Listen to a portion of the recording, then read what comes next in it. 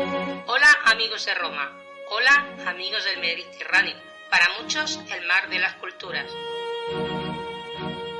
Esto es Lignum en Roma, donde hablaremos de la monarquía, la república y el imperio romano.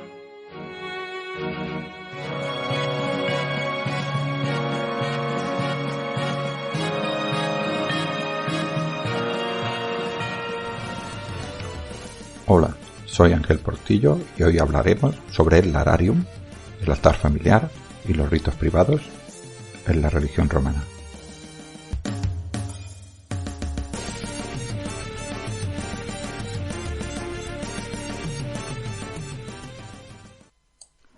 Hoy empezaré por un texto del mismísimo Quiquero, del mismísimo Cicerón, que nos dice lo siguiente: por mucho que nos amemos, senadores, no podemos igualar a los hispanos en número, a los galos en fortaleza, a los cartagineses en astucia, a los griegos en las artes, ni a los mismos italianos y latinos en el sentimiento nativo y natural de este pueblo y esta tierra, pero en piedad, en la religión y en esa sabiduría especial por la que sabemos que todo se rige y se gobierna por la voluntad de los dioses, superamos a todos los pueblos y naciones.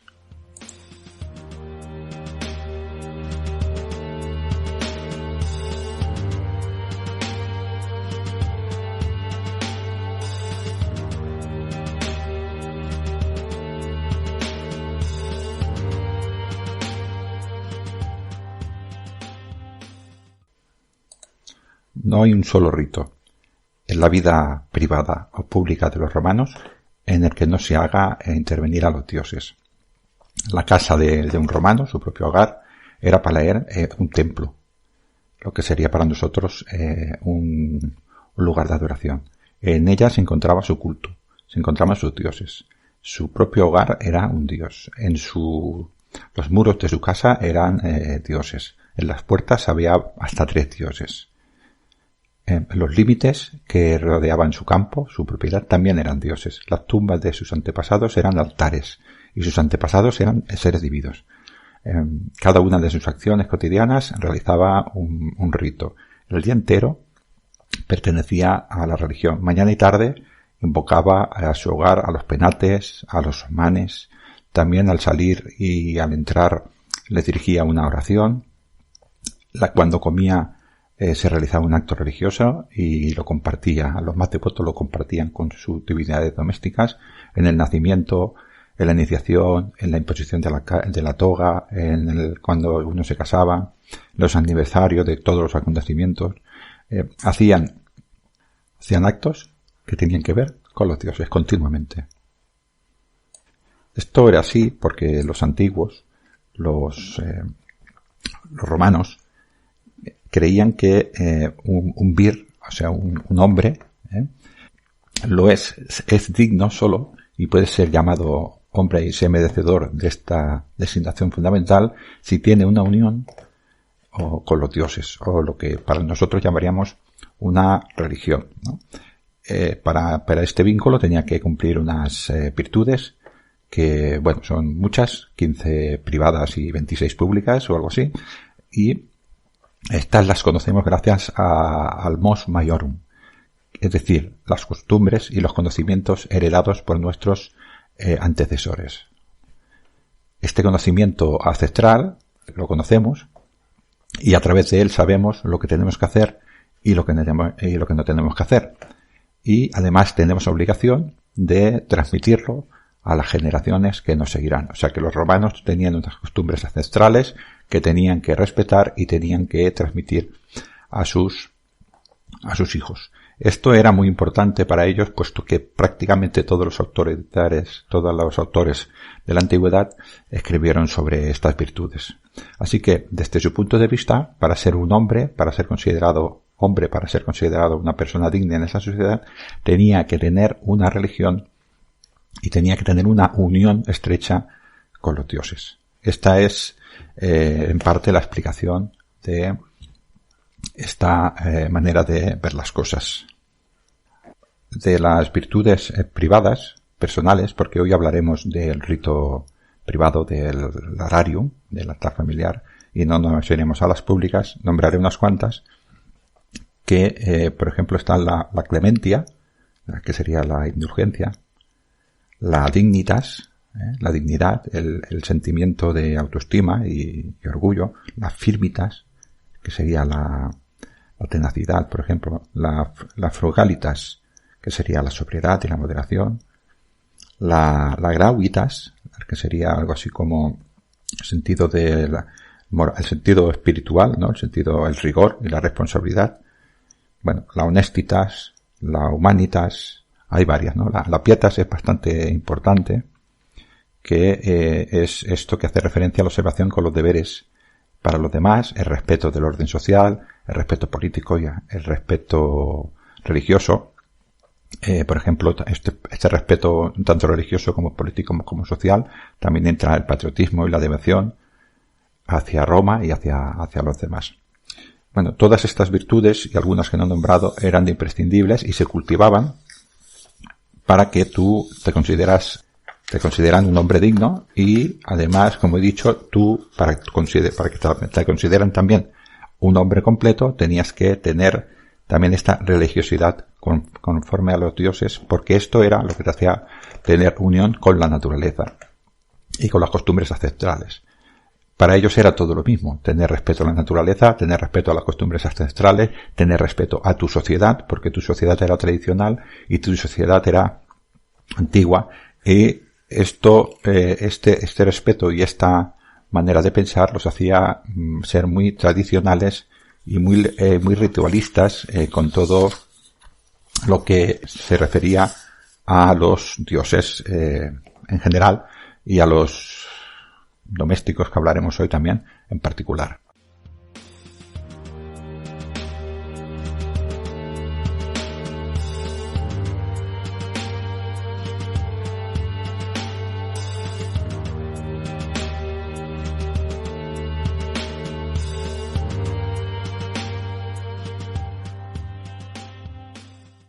¿Dónde se realizaba el culto doméstico?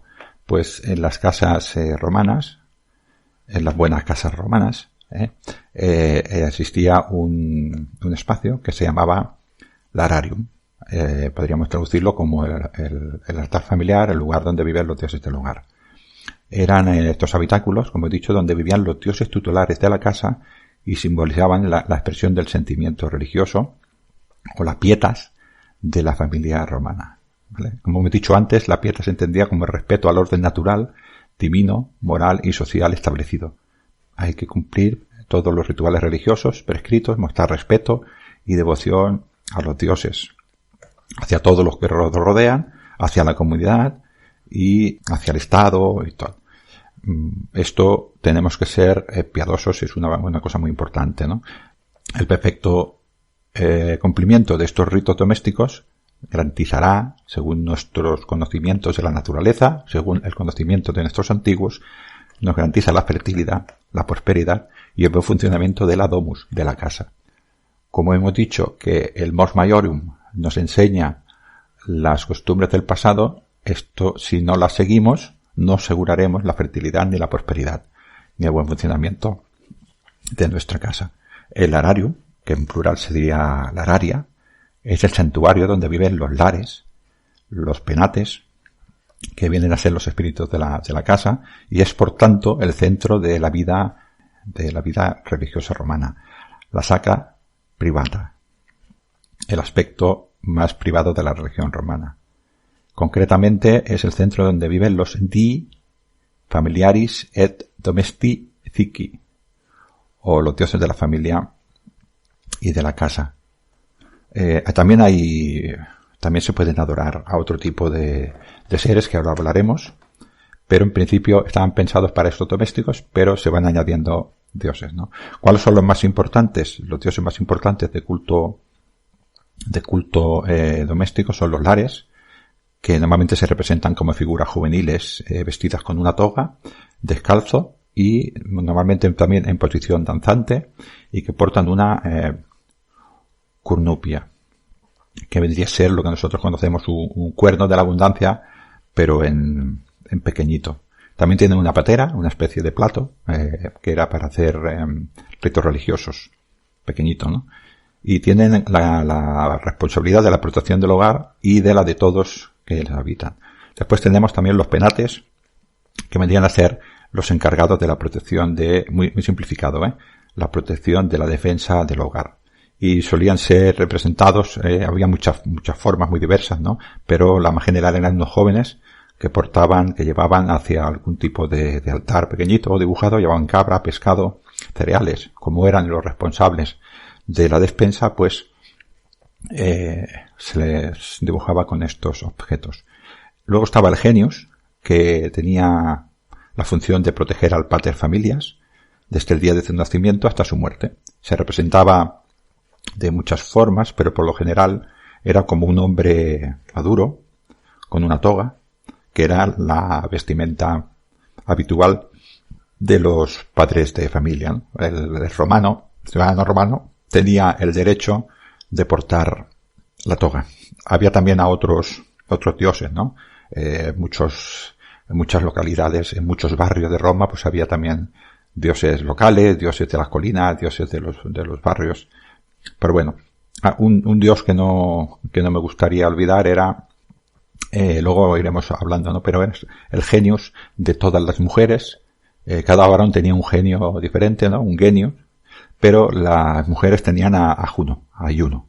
Juno era la diosa que hacía de genio de todas las mujeres. El altar familiar era decorado o era pintado. Normalmente lo habéis visto seguramente en muchas series había dibujadas serpientes, ¿no?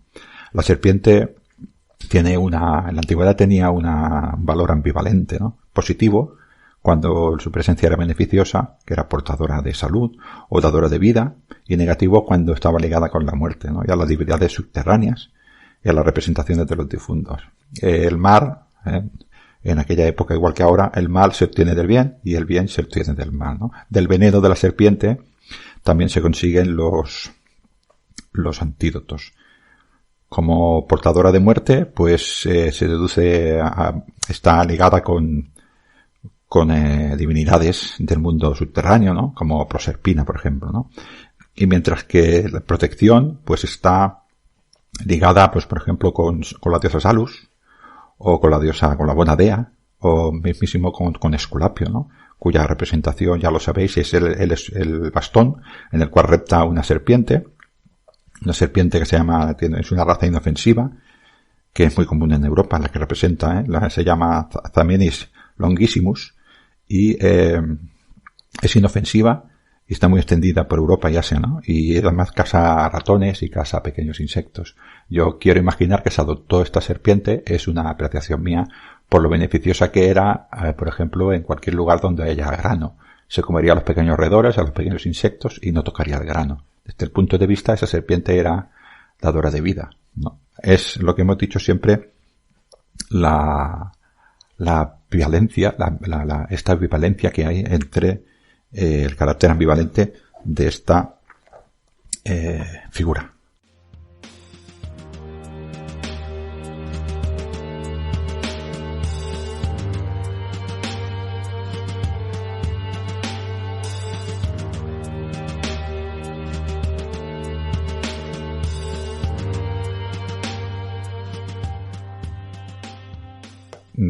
Como hemos dicho, el horarium es el centro de la vida religiosa doméstica, ¿no? Sin embargo, no es necesario que sea lujosa, aunque hay muchísimas familias que hicieron un altar bastante importante, ¿no? Y podían gastarse una fortuna, pero no era necesario tanto lujo. En general, podía ser bastante sobrio, porque era costumbre austero, dijéramos, ¿no? Era una de las virtudes. Pero como todo con el tiempo, pues se fue perdiendo estas costumbres.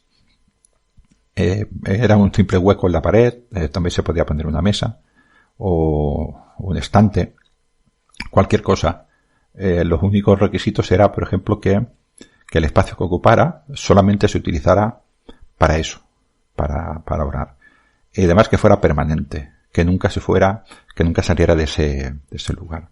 que no fuera un espacio poco trocitado de la casa y que no se convirtiera en un obstáculo, ¿no? O sea, yo puedo tener un arario por donde se pase, pero que no moleste.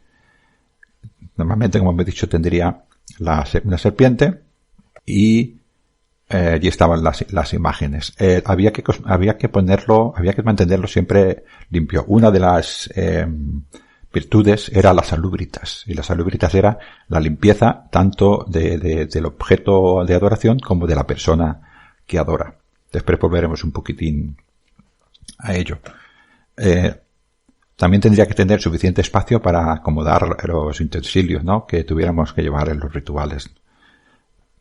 Algunos utensilios eran, por ejemplo, pues como había que ofrecer incienso, pues habría que poner algún lugar para almacenarlo, y habría que poner también, por ejemplo, un turibulum, era el donde quemar el incienso.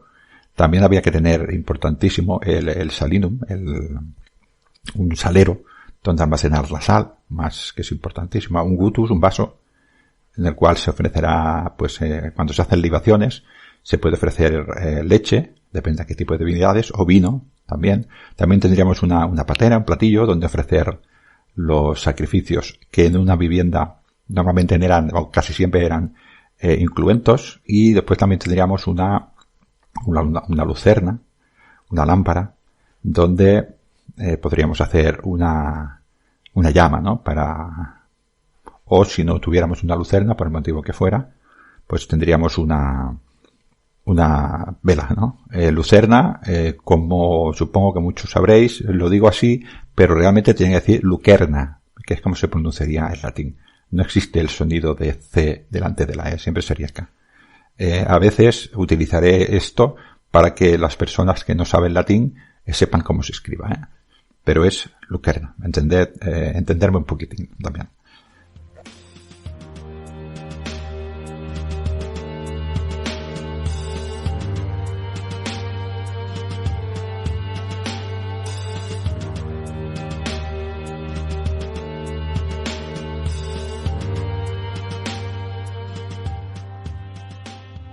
Bien, imaginemos que queremos hacer un pequeño ritual matutino, el primero de la mañana, y nos dirigimos a nuestro horarium como pater familia, y queremos iniciar nuestro rezo matutino para desear, pues, una buena aventura para ese día, para nosotros y para todos los nuestros.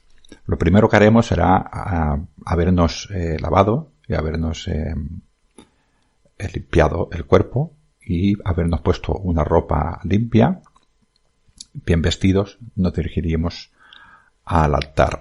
Allí, pues, nos cubriremos la cabeza con el capite velato, que es ponerse el velo encima de la cabeza como respeto ante los dioses.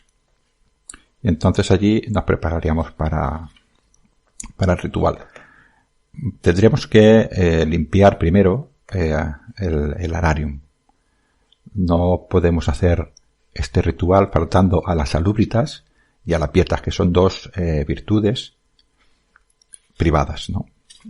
Las salubritas es la virtud de mantenerse saludable y presentarse con la indumentaria adecuada para el acto y con higiene personal correcta. O sea, nosotros tenemos que estar limpios, pero además también tiene que estar limpia el ararium. Y la pietas es ser consciente de que tenemos que respetar el orden natural, divino, moral y social establecido. Y tenemos que cumplir con todos los rituales religiosos prescritos y mostrar respeto y devoción ante los dioses. Adorar también respetar la naturaleza y con una dedicación constante. Y con esto quiero decir que tenemos que respetar el orden natural. Y el orden natural es que toda esta cosa, tanto el ararium como nosotros, tenemos que estar limpios. No nos podemos presentar ante los dioses sabiendo que no conservamos las costumbres, y no nos podemos presentar conociendo que hemos perdido parte de lo que nosotros consideramos ser un hombre.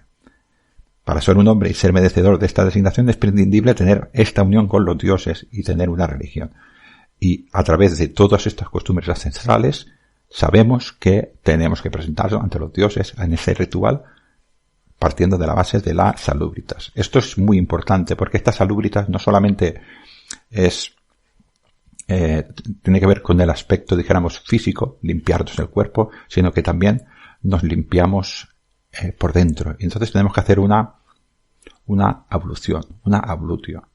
Quiere decir que nos tenemos que limpiar también por dentro. Entonces, para empezar el ritual, lo que tenemos que hacer primero es limpiarnos las manos con agua limpia. En algunas versiones he visto que además es con agua limpia y además con sal. Hay versiones, todo esto es una interpretación de los diferentes rezos que he visto yo. Y es un ejemplo que estoy dando. Entonces, el padre de familia diría: Ae aqua corpore impuritates velum plumo ad aurum mutando eluat. O sea que esta agua expulsa las impurezas de mi sustancia como el plomo al oro. Todo esto es cuando nos hemos fregado las manos. Nos llevaríamos las manos a la cabeza, las dos palmas de las manos a la cabeza, entonces diríamos purga mentem. Purga mis pensamientos, purga mi mente. La llevaríamos al cuerpo, los estaríamos hacia abajo y nos tocaríamos, dijéramos, las partes laterales del cuerpo y diríamos purga corpus. O sea, limpia mi cuerpo. Luego lo llevaríamos las dos manos al corazón y diríamos purga animum. Cura mi sentimiento, mi alma, mi interior, ¿no? Y después ya diríamos quita est. Así es. Así que estas salubritas no solamente tiene referencia al hecho de la limpieza exterior, sino que nosotros tenemos que presentarnos ante la divinidad limpios tanto por dentro como por fuera. Es por eso que es tan importante. Esto es mantener siempre el rito y ser conscientes de lo que estamos haciendo.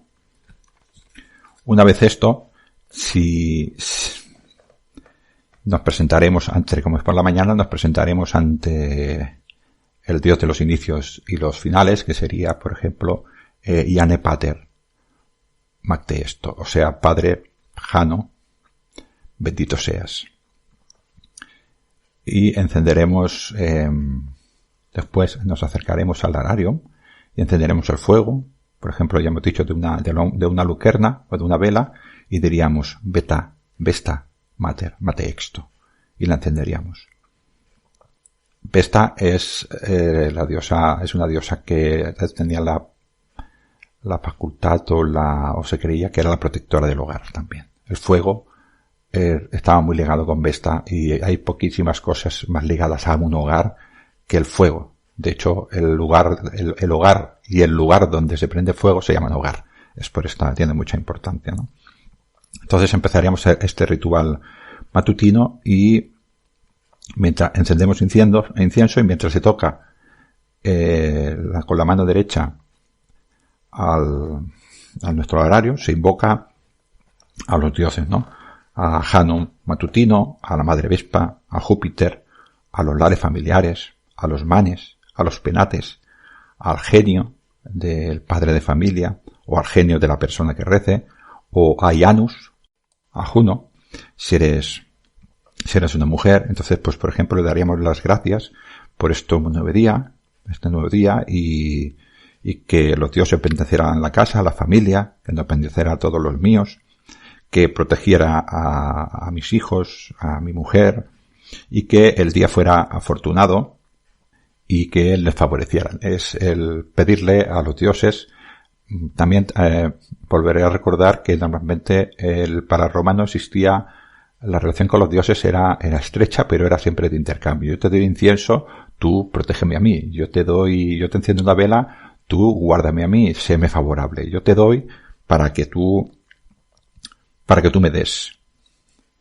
Además de esto, había muchísima costumbre en esa patena, como he dicho antes, dejar allí una liba, un pastelito de espelta, y allí lo dejamos para los dioses, y además les decíamos, te dado incienso a unos dioses determinados, os doy, enciendo el fuego a otros dioses, doy también esta liba, esta comida también, y a cambio vosotros acordaros de mí. Si en un momento, por ejemplo, determinado crees tú que has hecho algo de este rito mal, pues tienes que disculparte y hacer otro ritual en el cual vuelves a nombrar a todos los dioses a los cuales habías nombrado antes, porque te has equivocado y eres mortal, pero te has equivocado y le debes ese reconocimiento. Te tienes que disculpar y ofrecerles otra dádiva para que te disculpen, ¿no? Y entonces decirle que mediante esta nueva dádiva, este nuevo sacrificio, te perdonen y te dejen, sobre todo que entiendan que eres humano y te equivocas, que no es tu intención, tienes propósito de enmienda. Ya como último, en todo caso, lo que quedaría sería despedirse de ellos y clausuraríamos despidiéndonos de la Vesta Mater y de Janus y de Jano. Y con esto luego realizaremos una cosa que se llama adoratio, o sea, sería algo así como llevarnos la mano derecha a la boca, hacer el gesto del beso y indicarlo y señalándolos hacia él. Había varios modelos de esta adoratio, había también que hacía este mismo gesto, poner la mano y daba una vuelta sobre sí mismo para acabar realizando este gesto. También existía quien tocaba el altar familiar con la mano derecha y se tapaba la boca con la izquierda. Esto era una adoratio. Existía otra cosa que era la adulatio, que era lo que hacían los pueblos para los romanos, que eran bárbaros, que era el prostrarse de rodillas e incluso tocar con la cabeza en el suelo. Esto así no lo entendían los romanos. Los romanos no se arrodillaban ante nadie, ni tan siquiera ante los dioses. Bueno, es una pequeña explicación, y entre ellas hay parte de interpretación de cómo era el culto o el rezo, un rezo matutino en un larario romano, de cualquier familia normal. Espero que sentáis curiosidad por esto y busquéis más información de lo que se trata. Hasta otro audio, amigos del Mediterráneo.